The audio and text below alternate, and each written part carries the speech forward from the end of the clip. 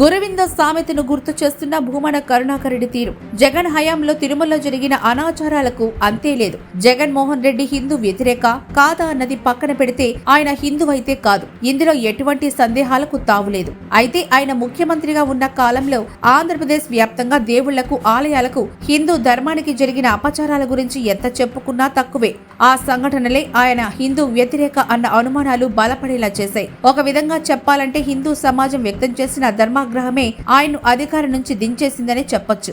హైందవ ధర్మం పట్ల మరీ ముఖ్యంగా తిరుమల విషయంలో ఆయన హయాంలో జరిగిన అనాచారాలు, అపచారాలు జగన్మోహన్ రెడ్డి ప్రియ స్వామీజీ, శారదా పీఠాధిపతి శ్రీ స్వరూపానంద సరస్వతి స్వామీజీకి సైతం ఆగ్రహం తెప్పించాయి. జగన్ హయాంలో సింహాచలం చందనోత్సవంలో చోటు చేసుకున్న అవకతవకలపై ఆయన మీడియా ముఖంగా వ్యక్తం చేసిన ఆగ్రహమే అందుకు నిదర్శనం. జగన్మోహన్ రెడ్డి పాలనలో పనిగట్టుకుని హిందువుల మనోభావాల్ని దెబ్బతీసిన సంఘటనలు కోకొల్లలు. జగన్మోహన్ రెడ్డి అధికారంలోకి వచ్చింది మొదలు ఎన్నెన్ని దేవాలయాల మీద దాడులు జరిగాయో, ఎక్కడెక్కడ దేవుని ఆస్తులు అన్యాక్రాంతమయ్యాయో, చివరికి 7 కొండల వెంకన్న దేవుని సన్నిధిలో అన్యమత ప్రచారం మొదలు ఇంకెన్ని ఆకృత్యాలు జరిగాయో తెలియంది కాదు.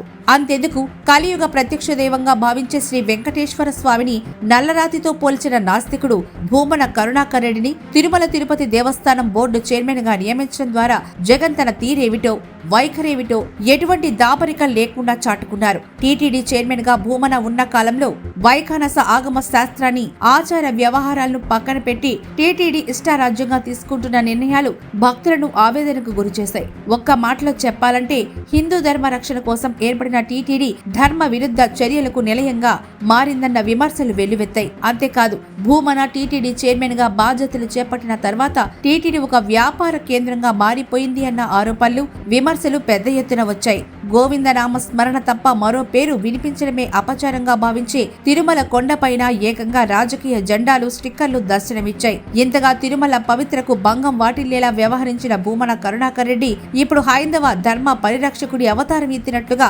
టీటీడీపై విమర్శలు గుప్పిస్తున్నారు. తాను టీటీడీ చైర్మన్ గా ఉండగా మొదలై ఆ తర్వాత కూడా కొనసాగిన అవకతవకలు, అక్రమాలు, అధర్మాలను రాష్ట్రంలో తెలుగుదేశం కూటమి ప్రభుత్వం కొలువుదీరిన తర్వాత బాధ్యతలు చేపట్టిన తిరుమల తిరుపతి దేవస్థానం బోర్డు సభ్యులు సరిదిద్దుతూ తిరుమల పవిత్రత పెంచేలా చర్యలు తీసుకుంటుంటే భూమన విమర్శలతో చెలరేగిపోతున్నారు, ఆరోపణలతో రెచ్చిపోతున్నారు. తప్పులన్నీ తాను చేసి ఇప్పుడు భూమన టీటీపై ఆరోపణలతో ఎందుకింతగా రెచ్చిపోతున్నారు?